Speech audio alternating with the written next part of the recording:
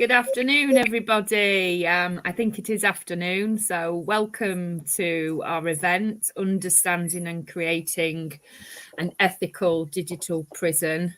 I'm Dr. Victoria Knight of Montfort University, and I'm here today with pleasure, Steene.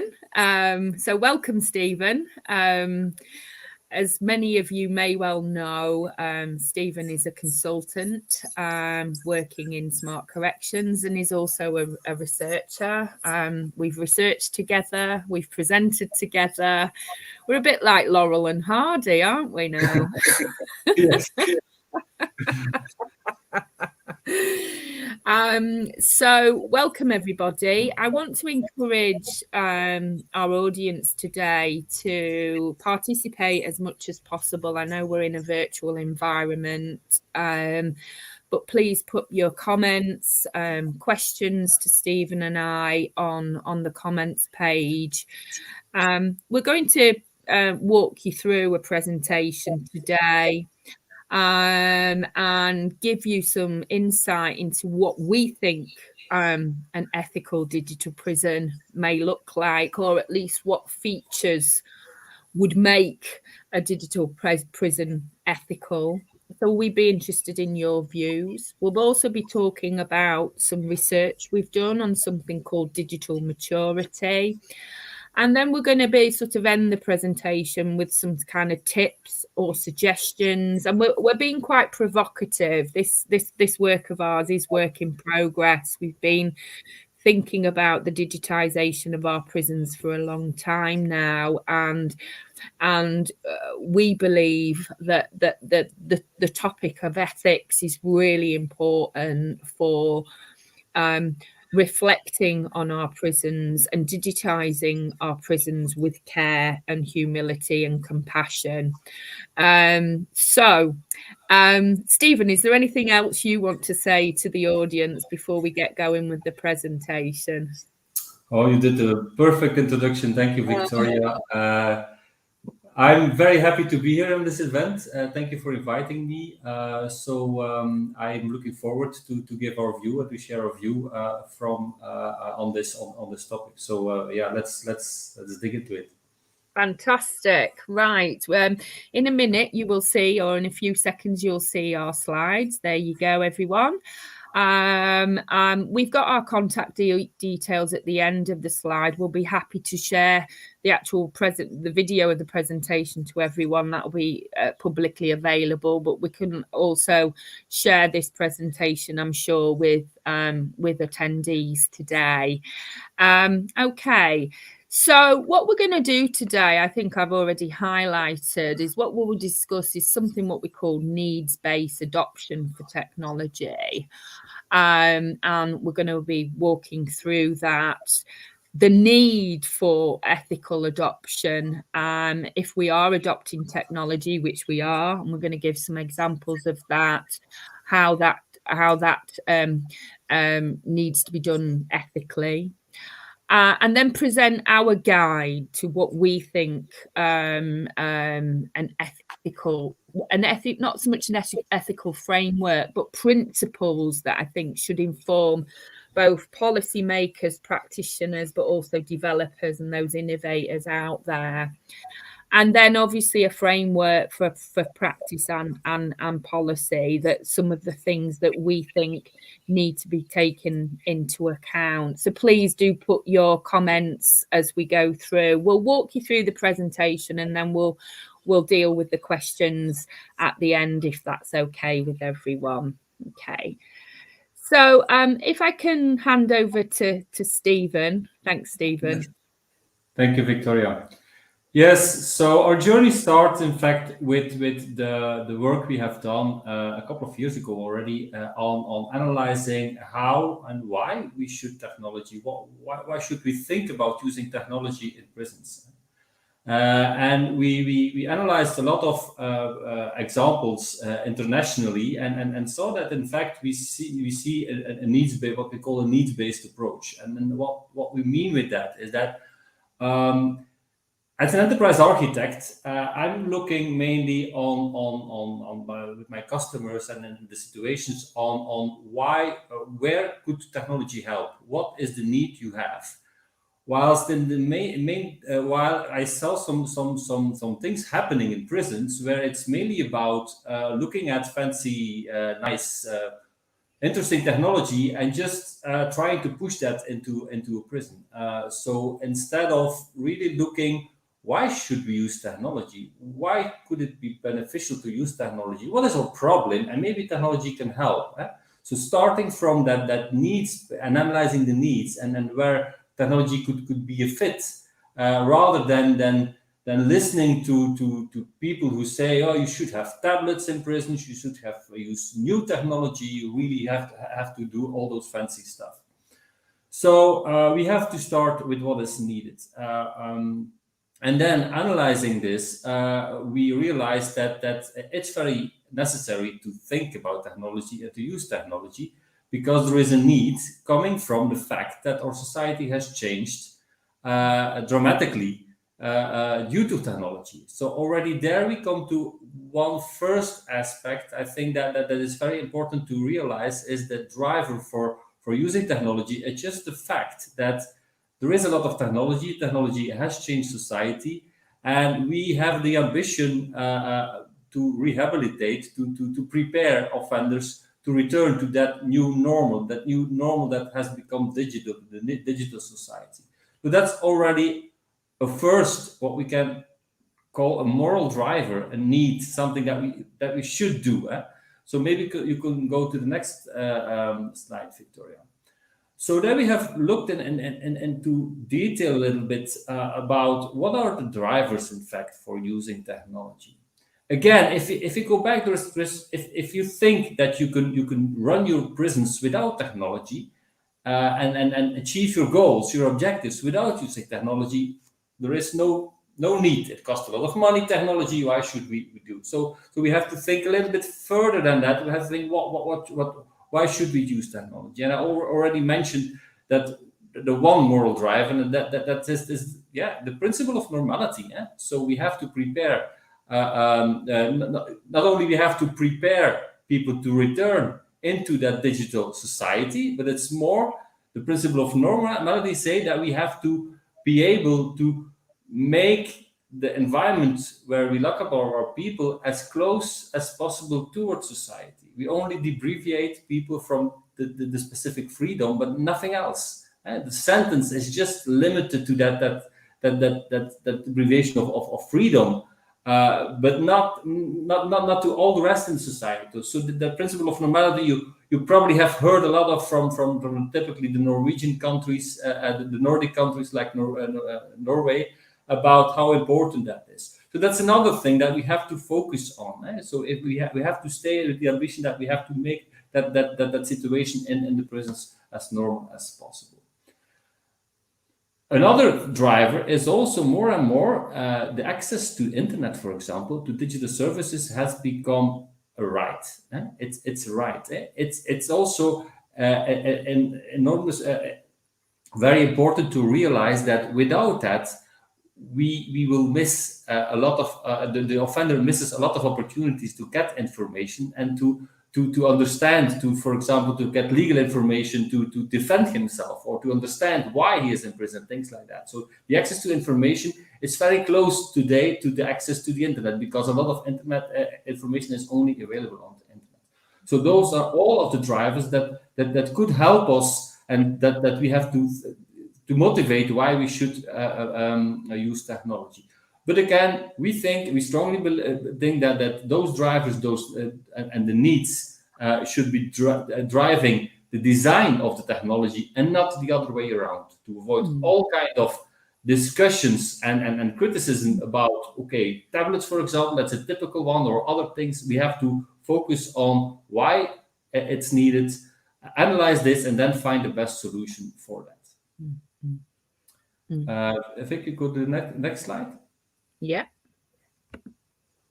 So I will give the floor over to Victoria, because besides what I've described about the importance to start from the need, to think about what is driving us and to work on that, we have further worked on some principles that guide that design, if I can say it, so that implementation of technology in corrections. Yeah, thank you, Stephen. Yeah, when we were developing our work on ethics of digitization in our prisons, as Stephen has helpfully articulated, these kind of moral drivers or moral dilemmas, and much of our investigations into this landscape of digitizing our prisons, most of you may, in your imagination, think about, you know, the world being taken over by robots and the implications that, for example, has on places like prisons. And the photo that we've added there is a robo guard. I think it was Korea, wasn't it, Stephen? That this is. It was Korea, but there was something in another Asian country. This was Korea. Yeah. Yeah, and one of my most overused quotes in my work on digital prisons is that technology, it comes from Merowitz, 1985, that technology is not neutral. So when we put technology into places like prison, it has an impact on human behavior, human thinking, human conditions, and changes the ways in which we operate. And so whilst we were aware of, I suppose, the dark side of technology, we're also very aware of the light side, and particularly we thought that these moral drivers for preparing people for release, for enabling recovery and humans to flourish, and getting the best from their prison experience, that we realize that there are some deep ethical challenges in the context of our prisons. And so we wanted to kind of say, okay, let's think about some decent principles for everybody who is implementing, designing, using technology within our prisons, and this kind of these principles I'm going to walk you through now. So we came up with 6, and we did a lot of work on this. I was thankful for Stephen for drawing my attention to some quite old criminological thinking. Who was it? Beccaria. Yes. Beccaria, sorry, my mispronunciation. And we were looking at, you know, well, what is the aim and purpose and the use of imprisonment? And there are obviously competing views on that. And so we reflected on that. We were also inspired by work done by Hannah Graham and White, for example, on the ethics of innovation within criminal justice, but also a colleague of ours that we're working with, Bianca Reisdorf and Rickard, on digital rehabilitation and the work done there. And so we're grateful to their work to be able to kind of formulate our ideas. So we've listed basically 6 principles, and these do overlap with each other. As Stephen has already mentioned, this idea of normality is key. But also, and it's something that I would like to do some more work on, and certainly our recent meeting with Europris recently, when we talked about a lot around legislation. You know, what are the legal requirements or the legal rules and regulations of implementing technology, so that sort of the legal landscape is something for certainly people who are introducing technology into criminal justice system have to get their heads around. a lot of stuff on privacy and transparency. This is the stuff around GDPR, for example, things like equality and fairness. The digital divide is a thing. It's also a thing in our prisons. I'll talk more about that in a moment. Stuff around what we call proportionality, and also the agency and the autonomy of the end users, for example. So just to quickly give you an overview then, and please do post your comments and ideas. I believe that knowledge generation is a conversation, so we really want to hear from you. But the sort of principle of this legal landscape kind of eclipses with debates around privacy and transparency. So these are the things that are determined by law. And for example, that if we use technology, what we're saying is that we're assuming things like objectivity and no bias. Yeah. So humans, and there's lots of debates, particularly around, assessing risk of people within the criminal justice system, but also making decisions without bias. So there is a temptation, isn't there, to kind of use technology to kind of achieve objectivity and have no bias. And what we're saying, we really need to be careful with that. And that, we can quite easily place trust in machines, and that if we get machines to do the job, then we can reduce human labor, for example. Hugely contested ideas. And we've had some lively conversations about these debates, and they are important. But also the stuff around sort of false wisdom in algorithms, where does that data come from? Is that informing, people's destiny and what kind of goods and services they can access, for example? And if we think about that in our prisons, is that going to determine what people can actually access in a world that is already quite depriving?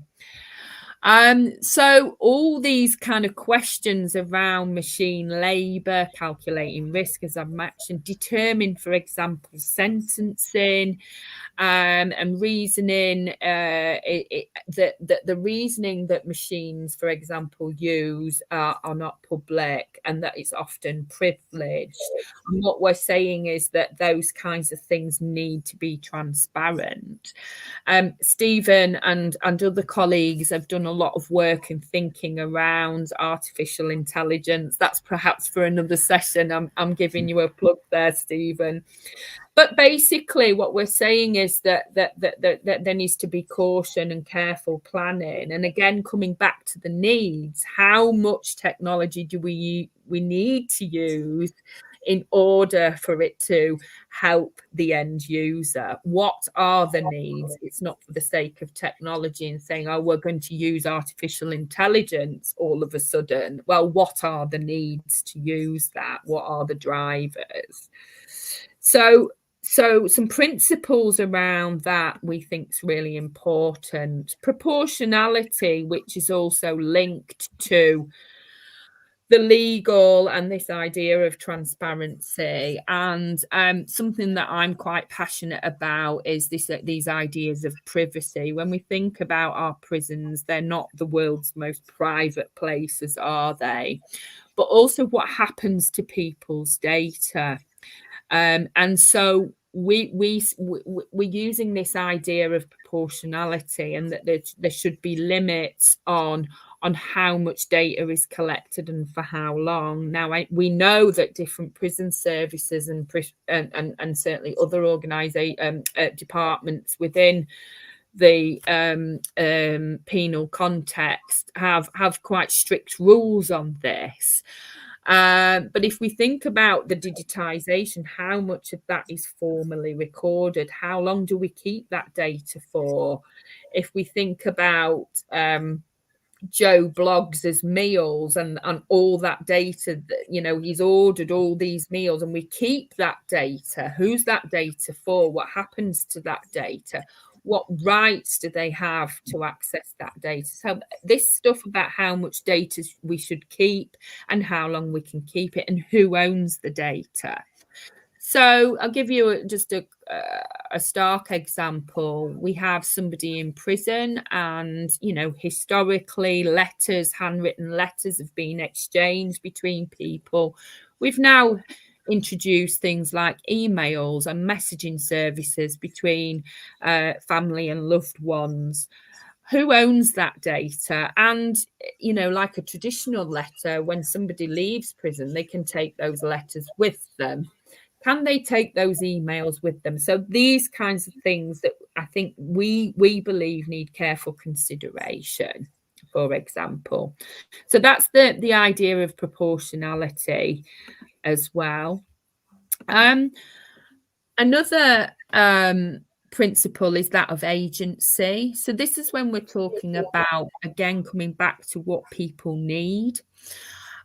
Stuff around accessibility, the way in which we design technology, the way in which different people use technology. And so this stuff around accessibility, so not just getting access to the devices and hardware, but also accessibility in terms of design, the look and feel of apps or applications, goods and services.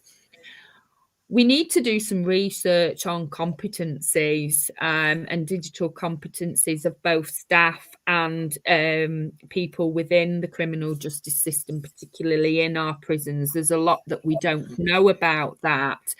So I'd be really excited to see some work on competency. Stuff around affordability. Where is this money coming from digital investment? Who can afford it, who can't afford it. And we'll talk about our work on digital maturity at the moment, and some prison services across the globe are more digitally mature than others. How has that come about, for example? So stuff around affordability. What are people willing to pay, for example? And we make all sorts of assumptions, don't we, about people's access to a technology or not. So all those debates, certainly what we've seen in COVID, where there's large sections of society that are digitally deprived, there is a digital divide. I worry about that on behalf of our prison system as well. So stuff around what we're calling agency, and it's all those sort of features that appear there. And then a principle of personality. And what we mean by that is that we don't want technology to create further harm. We don't want a further extension of penal power. And that's not just about people within the criminal justice system. This is also about their own families, for example, their children, their friends, but also their wider communities.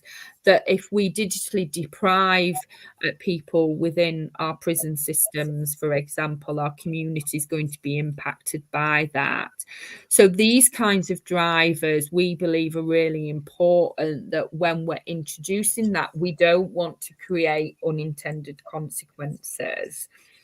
And why do we see this in society, don't we, where we see the excitement of the development when we think about social media, for example, and we see how excited everyone's become, but that has unintended consequences. For example, stalking, for example, trolling, further abuse and harm can happen. And we think that careful consideration in design, development and planning and implementation needs to take these things into account. Okay, I'll hand back to Stephen now, and we're going to talk about some work that we've been doing recently that kind of extends our stuff around ethics that you might find helpful. Stephen. Thank you, Victoria. So as Victoria has gave a lot of examples and explained a little bit about the ethical drivers and the ethical principles we found that are important to work on. What we also want to do is understand how this happens in different organizations, curricular organizations, agencies, and so on. So and also not only not really to assess how good or bad they are, but to understand how this like digital evolution outside is impacting the organization, and how do they adapt to that digital change, and how strong the things we have found, both the needs-based approach, but also all the ethical principles are in fact used. Are they used in fact, and how do they look at? So what we have done together with our colleague from the US, Bianca Reisdorf, which Victoria already mentioned, we have done a research on digital maturity. Digital maturity in prison organizations. And with the purpose also not only to understand, to increase our understanding, but also to create a kind of tool, put all the things we've talked about and then our new insights on how this is happening in a correctional organization, to put this in a tool that could be useful, and create a kind of continuous dialogue with all those agencies internationally. Because it's very young. If you look at just a couple of years that people are really thinking about digital transformation, the use of digital tools, especially when we talk for the offenders, for the prisoners as a user or as a client or customer of those solutions. Mm-hmm. This tool, this research has been based on existing models in other sectors. So we did a lot of literature study on understanding what is digital maturity and how does this refer to digital transformation.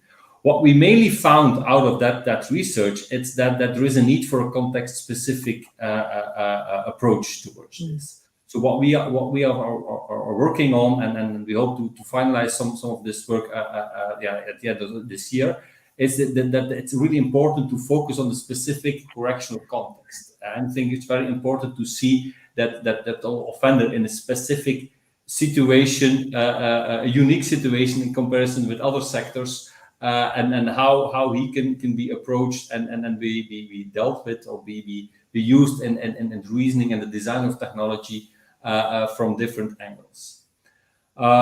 Ethically grounded, needs-based, I think we already talked a lot about that. What also very important is that we are looking into practice, focus on practice. So it's beyond the more theoretical approaches, really going to what can this technology and how good are organizations to really understand the context, the specific operational practical context, and how do they anticipate in their policies in the development of their IT plans and strategies and the digital plans and strategies.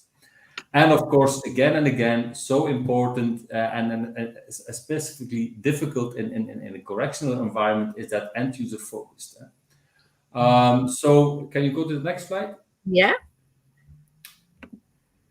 So a word on why we have used very quickly digital maturity instead of digital transformation, because maturity says more than transformation. So we found that a lot of articles and other research has been done to how to go from A to B, and that's then the transformational part.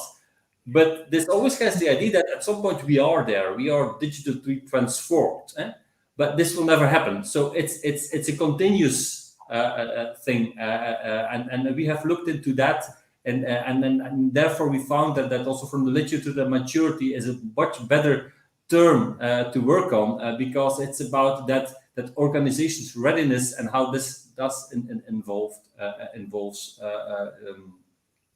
in time. And also very important about that maturity is also that how strong are organizations in setting also the demarcation, the boundaries of how far you go in technology. One of the mistakes I often see and also in conversation have is that people think that digital maturity is about technology as such. No, it's not. It's about that maturity. How ready are you to change? And if technology can help with that, they have to do it. But sometimes it's also very important to say, and for this, we won't use technology. A very important thing that we learned on that. Mm-hmm. Can you go to the next slide? Yeah. So we came up with 5 dimensions, and I won't go into detail in each of the dimensions. But very important again is that this is based on existing models. What is specific for the prison context is, of course, again, that it's user focused on the prisoner. and some additional elements that are similar. So the other elements are quite similar in other modules. Maybe something that's also very important is evaluation, where I think there is still a big gap in the majority of the organization on that evaluating the use of technology. So this is still something that a lot of progress needs to be done. If you go to the next slide, I quickly say on each of the 5 dimensions some things. So prisoners, what we need is the prison involvement. So not only saying, and we learned also from very good practical examples, is not only thinking that we know what's good is for the prisoner, but also really involving him in the design and the assessment of what the needs are. That's something that still not many agencies are really doing.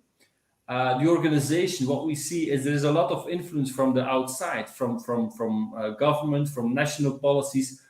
We have to realize that we work in the correctional ecosystem, and to become more mature, we have to embrace that and communicate and collaborate with the people from education, with the people from healthcare, with the people from legislation, and so on and so forth. There's something still, because of that culture of seeing the prison as an island, we still have see a lot of fear of reaching out to the other sides and the other colleagues in that broad correctional ecosystem to collaborate on that. So that's also something that we think it's important to increase that maturity and on digital.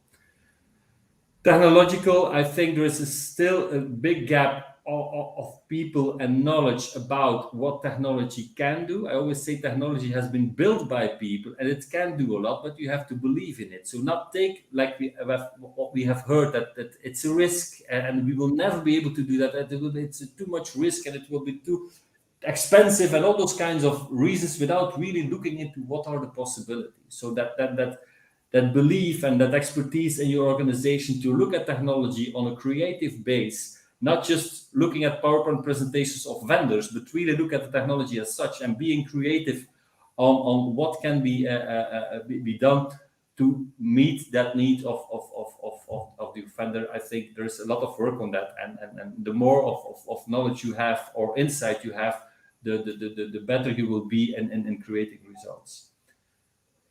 Fostering an innovative culture, that's also very important. We see a lot of differences in the different organization agencies we talk to. It's about that room for being creative. That's mainly within staff, motivating staff, talking to each other and giving them the floor. Also to take some risks and to allow them to fail sometimes and to be wrong sometimes. But just that's a part of that innovative culture that we miss. And that is very important if we want to create an ethical digital prison or cell. We have to trial and error. We have to be much more creative and also be open for taking some risk. Mm-hmm. And the last one I've already mentioned is the need for evaluation. I see a lot of projects. We have talked to a lot of organizations where they say that acknowledge that we have a lot of pressure, a lot of things like that. Have you thought about evaluating it? No. We think about maybe doing something in the future. The first tablet program presentation I saw a couple of years ago, the guy was very enthusiastic of putting in tablets on his ring, and it was such a success. He said, such a success. Everyone was happy. And I've asked him, how do you measure that success? And I said, and if I give my kids a tablet, it's a great success. I give them a tablet every day. They are quiet. They are looking at the tablet. It's fantastic success. So we have to be very careful with this. We have to do much more research on what do we want to achieve, going back to the needs-based, and how do we measure that. I think that's a very important thing that we want to also add into our model around digital maturity. Yeah. Thank you, Stephen. We're coming to the end now, folks, and we'd be really we've got a few comments coming in. But what we wanted to do was for you guys listening today, and imagine many of you are sort of from practice or policy backgrounds, and understand the landscape in depth. And so we've come up with some tips based on our evolution, you know, I think both Stephen and I have been very privileged to both be involved and observe the digital evolution. Many years ago, I used to call it a revolution, but I've shifted that quite deliberately. I think it is an evolution, as we're seeing in wider society. We can't stress enough how important needs-based is, and I think, Stephen, your last few comments that animated about, well, we can give everyone a tablet and they'll be happy as Larry and occupied and be doing meaningful activity. How do we measure that success? And is it actually meeting the needs of everybody within, let's say, the prison landscape? We can certainly see this being extended to community. We've not yet got there, but we're already thinking those things. We're thinking about resettlement. But user engagement, and I've seen some wonderful examples of particularly developers engaging with users, and we need to hear more of those stories. Consultation, and what we found certainly in our digital maturity model, that those that are kind of progressing were willing to consult with outside partners, for example, but also consult different service or stakeholders, sorry, not service users, but stakeholders. So speaking to people's families, speaking to, you know, the third sector or charities about what they need, you know, and their difficulties of reaching people that are spending time in prison. And this includes the staff group as well. Listening to the community in which, you know, digitization is impacting, and I do want to amplify that staff are very much centered in that. I think the sort of temptation of introducing, you know, let's say a tablet into, you know, a cell, for example, in the prison, but understanding that experience of the cell and how that technology may alter that environment. Does it make that environment more comfortable?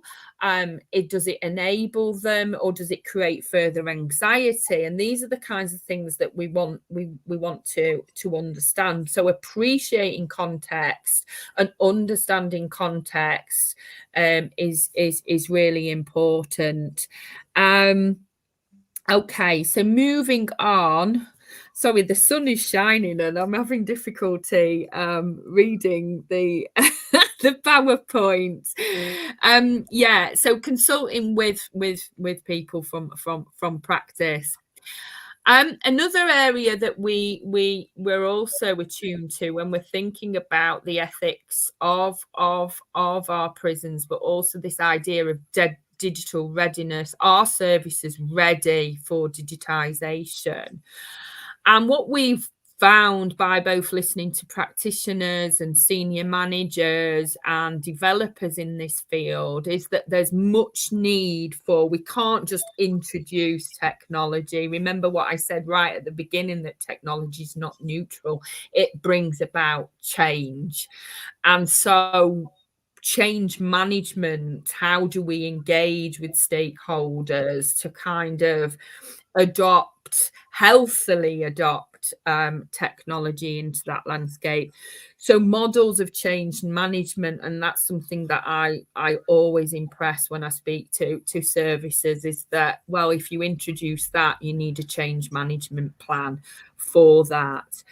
But also being responsive to policy. And Stephen and I and other colleagues have talked about this a lot. And I've been recently looking certainly in the UK context, looking at the PSIs and looking at the digital alongside. And many of the PSIs haven't caught up with what's happening, and so there's a mismatch. How do we apply the rules and the regulation and the policy to a new landscape, a new evolving landscape? There are some examples in other countries where they've changed policy so to enable them to adopt. So there isn't a disconnect there, for example. And something that I was inspired, particularly around our work on ethics, and I've been thinking more recently about this idea of, can actually technology be kind? Can it be compassionate? And of course, that's driven by the people that are implementing, using, and delivering. And there's and you'll probably hear more from me at some point around this idea of compassionate leadership. It's something that's used in the health sector, and I'm wondering if we can apply this to, digital implementation. So again, I'd be really interested in your views on that. Can we have compassionate digital leaders within our prisons? Something to consider, at least. And finally, understanding accessing experts. There are experts in this field, and even though our community within sort of digital prisons is quite small, we have come across, I suppose, most of the experts in this field, and I think we need to extend this pool and community, but also for services to reach out to those experts that we do want to share our knowledge, and we do want to ensure that digitization is done ethically and compassionately, for example. So accessing experts for evaluation. Stephen's talked explicitly about that. Accessing experts within sort of the legal and policy frameworks, but also the kind of technological end, which I don't understand. I'm a sociologist, sorry. Knowledge exchange, listening to and exchanging ideas and good practice. I get most pleasure from my working with people like Steene and practitioners and developers. Exchanging knowledge, exchanging ideas is really important for an ethical digitization program or development. Partnerships, there's lots of opportunity out there, folks, to work across and outside sectors and organizations. So brokering those partnerships globally, not just locally as well. And I've already said evaluation, and we've talked about digital maturity.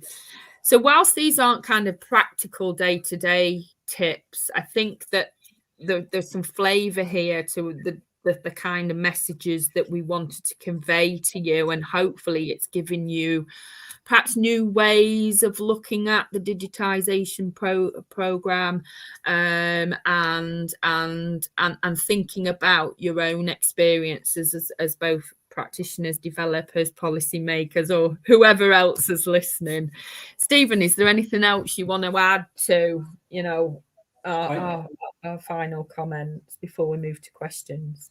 I think you explained it very, very correctly. What some tips for creating an ethical digital prison, and maybe it's at this moment an ideal step up to some questions, because when you say, okay, these are tips, practical tips maybe, but I see a question that people ask practitioners will be very interested in our findings.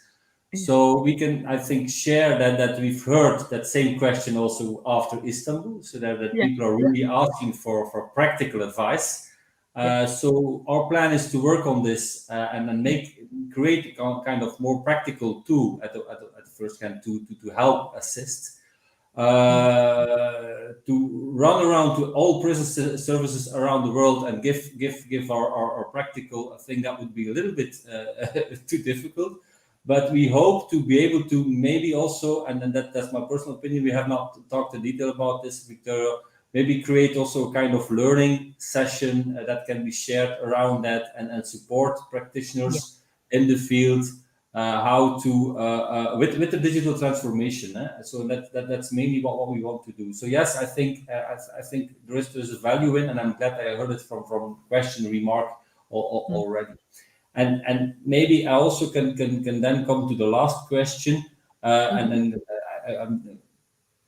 Vicky will probably also have a lot of things to say about that. But the question is, and this is a question we already had in the past, is which prison system from our research is amongst the most digitally mature?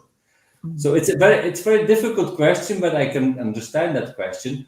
But we cannot say that one prison service is much more digital mature than the other prison service as such. What we have noticed is that and we've walked on 5 dimensions, are better in one dimension and not as good in the other dimension.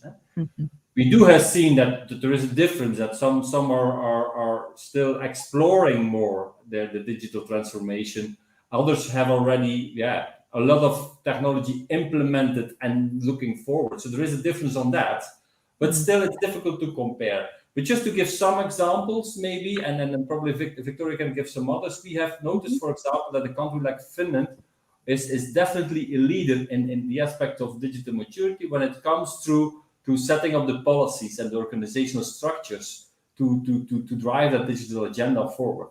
Because I think it's one of the first countries that really have put access to digital services and access to the internet in legislation for offenders. So this is something that shows that they are really thinking quite some time long about the importance of embedding digital, and also it's related to the offender, seeing them first of all as a citizen, and as all the citizens have access and need to have access to the internet, this also implicant, but they have put us in legislation. This is like one country. I think it's very, very good examples.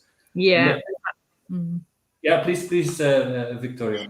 Yeah, I think some of the other qualities that we spotted in our study was around those that were progressing at who were scoring highly in those dimensions we talked about, including, which were underpinned by, those good ethical principles, was that, and Stephen's touched on it, that the global, or national digitization program from government was very strong. So legislation encouraged and supported, and there was that development in infrastructure, and that they in areas where there is more digital maturity, that they didn't view this, and Stephen helpfully described it as prisons as islands, as isolated, that they're hidden, they're an add-on,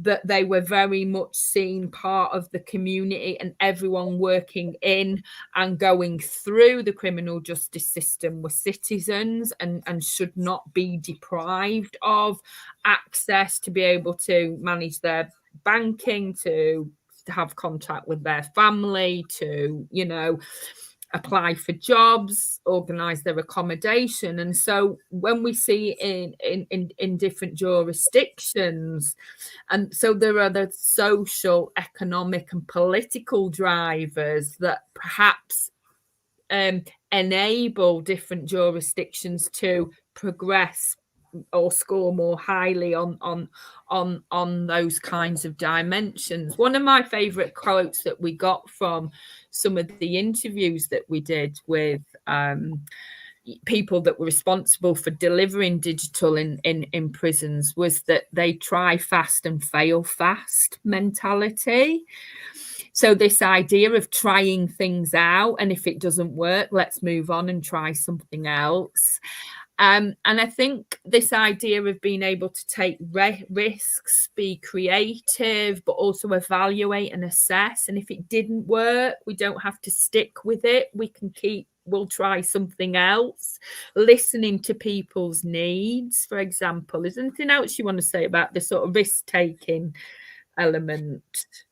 Yeah, so I think that's very relevant for the dimension digital culture. It's that be open for what I also mentioned on innovation. You need this kind of mentality, if I can say it like so, to become innovative and to be open. It's very important. And we saw that in some jurisdiction more than in others. I Yeah. think related to that, I think in some, for example, Asian countries, we have seen that maybe at the first hand, if we would have had looking at digital maturity and the amount of technology that's used, definitely there would be some Asian countries like the biggest one, the best on ranking. But again, it's you have to think about all the dimensions. It's not because you use a lot of technology that you have a lot of modern technology and you implement AI and virtual reality stuff like that for example, the dimension of including your vendor, evaluating what's good for him and things like that, Mm. if that is not part of it, you also not can say that it's really achieving that need-based approach. Mm. So again, it's very difficult. We have to be careful. It's not about using more technology. It's not about yeah. You have to see all the dimensions together, and then we cannot say that one country is really very high on digital maturity, another one really low. I have maybe a last example. I have seen some very interesting projects in developing countries that where I see that they are quite high on digital maturity, Yeah. even if they are developing the things themselves. If you look at from a pure technology perspective on security, IT security, and stuff like that, it would not be, and it's not maybe also not the most performing system and offensive system, but on balancing that doing something by using technology to help to support offenders and the journey back into society, I see some very interesting thing. If in India in some prison they use WhatsApp very intensively in some prisons to support communication and reintegration, and you cannot imagine what they do. So just again, it's not easy to say this is more mature than the others. Absolutely. I'm just changing subject slightly. We had a comment from Di commenting on machine labour. I think that comes from the beginning of and what she said is making me think of my own research exploring general personal safety acts, which intend to do good, protect victims of domestic abuse, which actually serve to put people at further risk. And we've talked about this before, haven't we, Stephen, about the unintended consequences of technology. A lovely example is the on Facebook we see the like button that people wanted congratulating and sort of feedback on what they were posting on social media, but that's created inadvertently people's anxieties. Well, I've not got enough likes, so I feel really I think anxious. we No lost one's Vic, interested or in. have you lost me? No, no. Have I lost you? Oh, I think Hello? we don't know what's happening. Oh, technology. Wait a minute. Oh, yeah, we're okay. We are still broadcasting. But I think Stephen may be dipping out a bit here. But I think Di's comments really helpful, and I think we are interested in those kinds of concerns, and the introduction of the telephone, for example, in our prisons was hugely contentious. The introduction of telephones, for example, the unintended consequences and the concerns around security, but also around safeguarding. And it comes back to those ethical principles that we shouldn't be using machines to create further harm. And so this is why stakeholder engagement is really important for the digitization program. So thanks for that, Di. We had a comment from Celebrate Our Similarities. Thanks for your comment. And you talk about You agree with collaboration. I'm glad that you agree with this notion of collaboration. I've seen some really fantastic examples across the globe in our prison services, and I'm going to name drop someone now, and he may well be watching.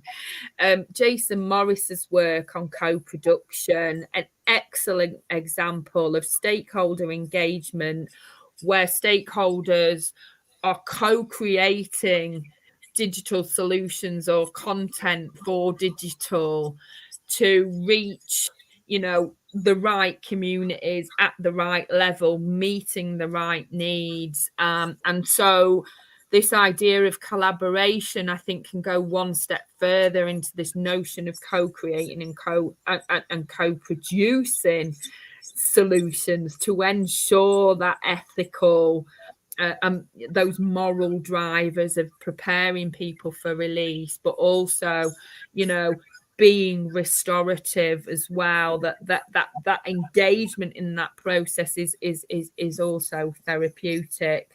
So yeah, I'm a great supporter of that. I think that's it for questions. I think people have been quite shy today. Please, folks, if you are still listening, reach out to Stephen and I, our contact details, or if you can contact the university, you can't find us. We'd be happy to continue the conversation. Stephen, do you want to add anything more about an ethical digital prison? No, that maybe just one thing about collaboration. I think it's all very important to focus on international collaboration. So you mentioned definitely and the work of Jason Morris, but also I think there are a lot of new European projects going on. We've learned about some in Istanbul. I think international collaboration is also key. So please, for all the listeners who are involved in this kind of projects, look also outside your own country and then reach out to international organizations like ICP, like Europris. I think there's a lot of valuable information and we can learn from each other internationally also. That it's just one thing on collaboration. I think it's very important to mention. Excellent. Thank you so much, folks, for tuning in today. We hope you found this useful. Yes, I think we've responded to Sally's point, and another one from Di, when she says, practitioners will be very interested in your findings and might make great change agents. Interesting. Do you have any thoughts on whether you will take your tour your findings, say presenting it in prisons? Yeah. Is the answer to that question. Absolutely. But it's about change for the right reasons, isn't it? It's not change for change's sake. It's not just change for efficiency. It's about meeting needs at the end of the day. And I think that's, the starting point of this, that change is inevitable. The digitization of our prisons nationally and internationally is going to happen.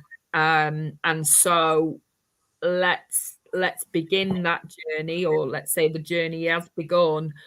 Let's do that carefully, with care, compassion, and not just for change's sake. And that we know that services are under pressure to deliver more for less, right? But actually, it's about services being efficient, not efficient, services being smart with the decisions they make when it comes to digital. Some new comments. Okay, thank you. Celebrate our similarities. Yes, please do reach out to us. Our details are on the slides, or contact the organisers too, or just Google us. We're probably on Google, aren't we, Stephen? Yes.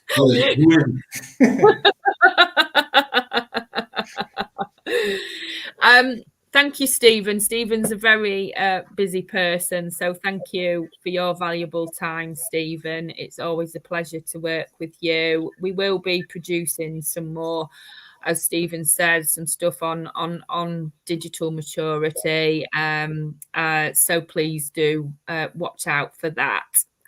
Thanks everyone for attending today, and take care of yourselves, and hope to connect soon. Take care. Bye bye. Thank you. Thank you, Victoria. Bye.